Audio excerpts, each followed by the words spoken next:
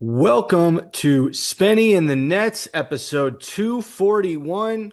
It is your host, Spen Harris. I am by myself today. Decided not to bother Nick this week. He is spending the holiday with his girlfriend and his girlfriend's family. So, first off, happy holidays to Nick and his girlfriend, Andy. Second off, happy holidays to everyone here. Whatever you celebrate, Christmas, Hanukkah, Kwanzaa, Canadian Boxing Day, all the good holidays. And New Year's coming up. It's winding down. We're at the end of the road in 2025, but 2026 is going to bring a lot of good things for everybody, Nets fans included. So a little bit to get to today. I want to start with an injury update. Cam Thomas. Cam Thomas has participated in 5v5 scrimmages.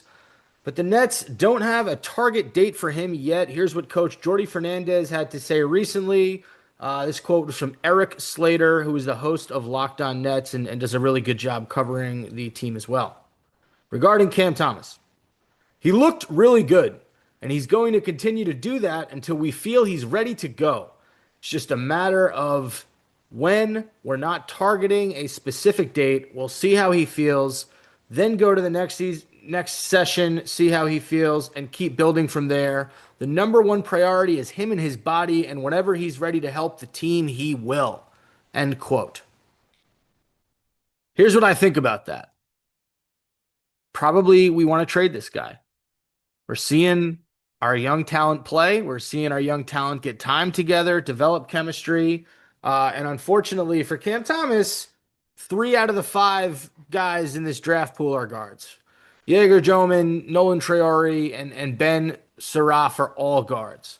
Danny Wolf has had the ball in his hands a lot, and Drake Powell is also a guard. So I guess you can look at Joman as sort of a small forward, and then the other 3 guys as guards, technically 3 or 4 guards, and then Danny Wolf as your point forward. I think if I'm the Brooklyn Nets, look, obviously, if Cam Thomas is healthy enough to play, you're going to want him out there. And I think that if this team was in the middle of a playoff race, if this were the end of the season, in the NBA, obviously guys try to get back from injury as quickly as possible. It sometimes works out, it sometimes doesn't.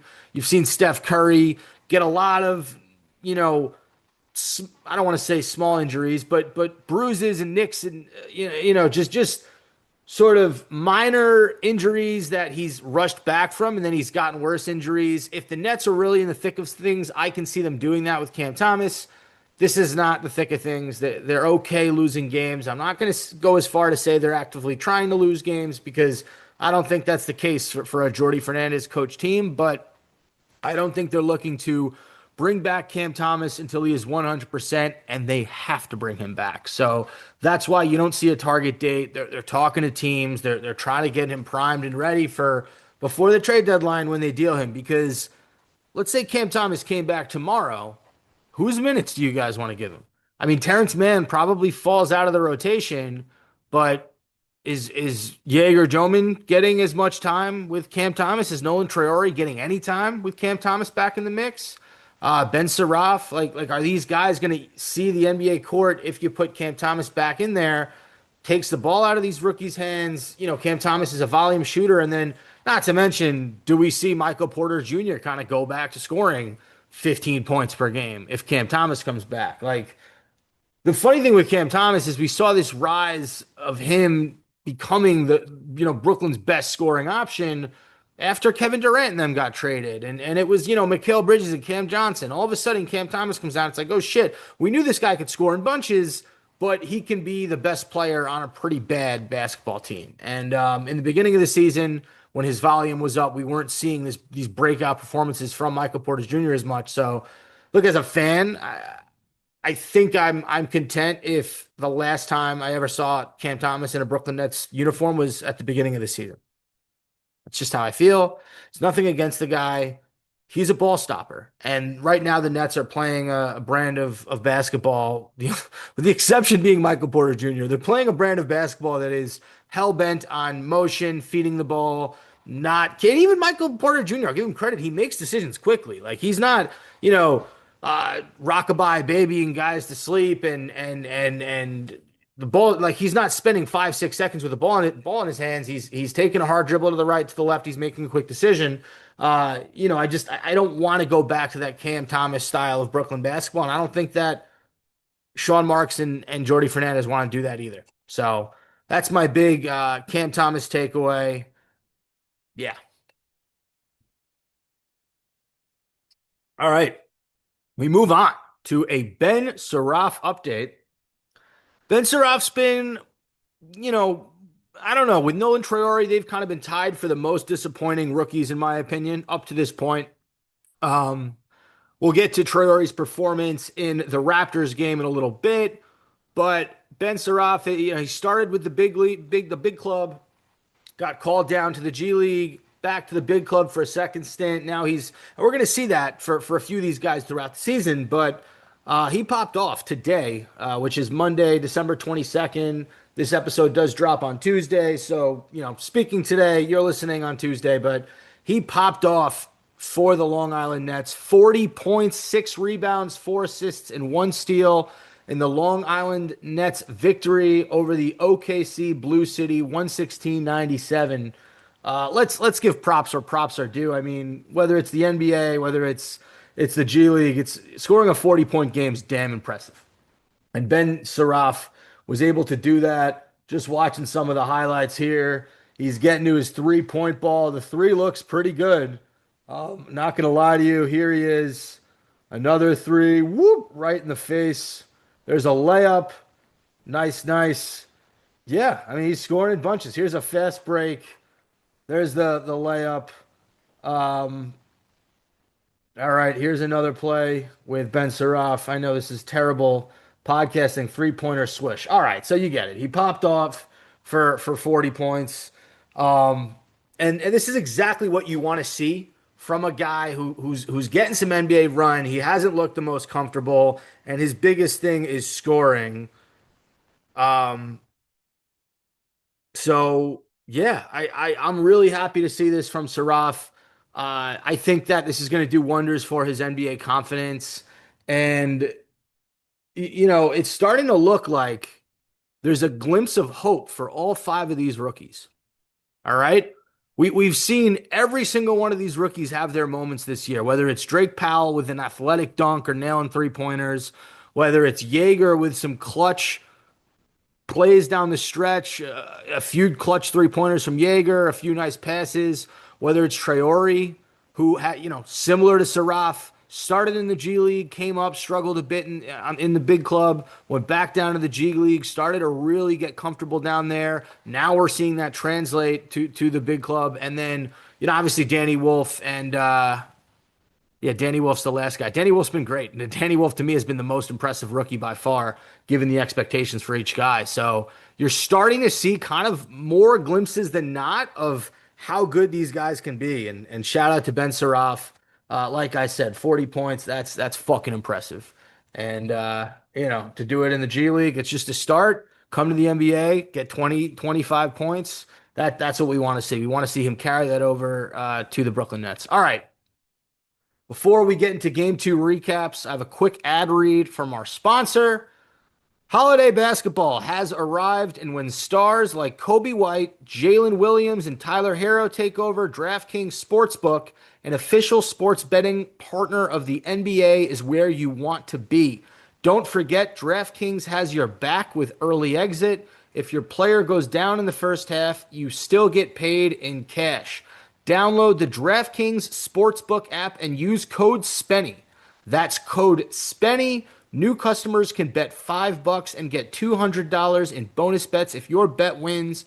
In partnership with DraftKings, the crown is yours. All right, let's get to some game recaps in this shorter holiday episode of Spenny and the Nets at 241. And shout out to everybody who is listening right now. You guys are the real MVPs. It is the Tuesday morning before Christmas. And I'm excited. The holidays are great. So shout out to you listeners. Sorry. My wife texted me. She's at Trader Joe's and I got to figure out what she needs. Uh, so here we go. And it's coffee. It's coffee is what we need. All right, there we go. You can't, we have a little bit more coffee. We need more coffee. She's going to get the coffee from Trader Joe's. And I'm going to get into Sunday night's win against the Raptors by the Brooklyn Nets, 96-81. This was a pretty fun ball game if you're not so hell bent on them losing every single game. The Raptors are a good basketball team. They're 17 and 13. They're 9 and 6 on the road. This was a pretty close battle up until that fourth quarter, where the Nets were able to hold the Raptors to 16 points. They outscored them by 13. Some clutch buckets off the dribble from Jaeger. He hit a few threes. I think he hit two or three threes in clutch time to really, in crunch time, to put this game away. He finished with 16 points, 6 of 10 from the field, 4 of 8 from three. Like I said, a few of those were in the fourth. 5 rebounds, 3 assists. He did have 4 turnovers, but the starters in this game, this is kind of crazy. He was a plus 24. Terrence Mann plus 28. Noah Clowney plus 28. Michael Porter Jr. plus 26. Claxton was a plus 26. All the bench players for the Brooklyn Nets were minuses. So minus 17 for Tyrese Martin, minus 16 for Zaire Williams. This was a game where our first unit drastically outplayed their first unit. And that was the difference in this game. So you had Jaeger hitting some clutch shots. You had Michael Porter Jr. with 24 on 9 of 18 from the field, 11 rebounds for MPJ. He continues to just be the best player on the court in some of these games. I mean, the Raptors are a team with Emmanuel quickly, Brandon Ingram, Scotty Barnes, Yaakov Pertl, and Michael Porter Jr. outplayed all of them. So he's been incredible. This was a big welcome to the NBA moment for Nolan Traore. I think this was the most Nets fans have really gotten to see him flash some of the reasons why he was drafted by Sean Marks. Um, he 8 points in 22 minutes, 2 assists, 3 rebounds. We saw the speed, right? We saw him take a defender off the dribble, finish with his right off glass. We saw him step into a 3-point shot, which is something that we've been waiting for. This is a guy who in this league you got to be able to shoot, and that was kind of a question mark coming into the league. But watching him get more confident with that 3-point shot, and the last thing you saw was his length. He blocked a shot from his defender, off the dribble. That was impressive. So he gave the Nets a spark. I mean, he had 8 off the bench. Sharp had 8 off the bench. The only guy who played in this game and did not score was Danny Wolf. But yeah, shout out to Nolan Traore. This was, you see a little bit of this backcourt future with sort of a rotation of Traore, Joman, and then Drake Powell. Like those 3 guys, I need to see it a lot more from Traore, but those first 2 guys I mentioned, Joman and Powell, you've seen it a lot this season. You get those 3 guys on a court, you see what happens. I mean, I'm okay with Joman being the small forward, and you move MPJ to the power forward. You got to figure out what you do with Clowney and Claxton and Wolf with that front court. But I don't know if that lineup makes sense actually. Now that I say it out loud, Joman, Powell, and Traore, you just have a lot of holes in those. Like you can't not put Clowney, MPJ, Wolf, and Claxton. You got to put at least 3 of those guys on the court. If I'm on record. I think Danny Wolf is going to start for this team before the end of the year. I just think it's going to happen. All right, so good win by the Nets. You grind it out against a tough Raptors team. No one on the Raptors played particularly well. Ingram was their leading man with 19 points. But yeah, Brooklyn improves to 8-19. And the thing I started this breakdown with, their defense. Really, really good the last few weeks. I think I saw a stat, and like they're second in the league in the last 10 games or something outside of the OKC Thunder. The Nets are defensively becoming really good. You had Noah Clowney with a ridiculous block tonight. I mentioned Traore's block. He continues to look strong. Day'Ron Sharp, to me, is a better defender than Nick Claxton. Like, he is tough to score against. He came in there and had 8 off the bench for the Nets, as I mentioned. Like Sharp's starting to play well, and that's a guy, again, we don't know. The Nets might want to move on from Claxton or Sharp, either of those 2 guys, but Sharp played pretty well in this one. All right, let's move to Thursday night, December 18th, against the Miami Heat, 106-95. This is a fucking ugly game. I hated watching this basketball game. Like, in a game where Norman Powell and Kel'el Ware, let me say it, Kel'el Ware Those two guys dominated. They combined for 44. You had 24 from Powell, 22 from Ware, and 12 rebounds. The Nets had no answer for those guys. And this was a game where Bam Adebayo had 8 points. I don't know if he fouled out, but I know he got in foul trouble and he did not play down the stretch. The Heat didn't need him. They just didn't. They kind of took over in the fourth, outscored Brooklyn 29-22. As I mentioned, a few big buckets from Norman Powell. Where down the stretch, you had Hawkes Jr., who had a very quiet 19 points. Um, but yeah, this was just similar game to Toronto in that we were in it in quarters 1 through 3, but they outplayed us in that fourth quarter. No one on the Nets played particularly well. Porter Jr. had 28, but it was a volume night for him, 10 to 24 from the field. Claxton had 16 and 12, 8 assists for Claxton, so damn near triple double. He probably was the best player for the Nets in this one. Now that I'm thinking about it. And then Joman did finish with 14. It was an abysmal shooting night for him, 5 of 18 from the field, 3 of 12 from three. Uh, I talk about some of the inconsistent play from him, and I know that's going to get better, but I don't know, man. 18 shots, you only hit five. I'll say this. I'm better off with him taking 18 shots than taking 5 shots and making one. Like I'm happy he's aggressive, and we saw him. We've seen he can be a shot maker. Like it was on display in that Raptors game. I just want to see it at a more consistent pace. That's all. Yeah, nobody else on the Brooklyn Nets was in double figures. Danny Wolf had 9 points, 4 of 11 off the bench. And yeah, just sort of a scheduled loss, I guess. Miami, good team. They haven't been necessarily playing great basketball lately, but I've said this before. The Nets are a nice get back game for a lot of these teams. So that's what this was a get back game for the Miami Heat, or a get right game. I'm sorry, get right game. All right.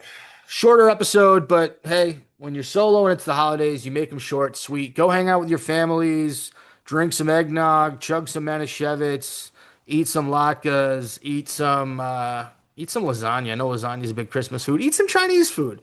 I am going to be having pernil on Christmas Eve, and then on Christmas Day we do a little Chinese food, and then I'll go to my Cuban cousins for a nice authentic Cuban style Christmas Day as well. But yeah, have a great. I guess I'll see you guys before the new year, but have an excellent holiday break. And I love everyone who listens to this podcast. Thanks again, and go Nets.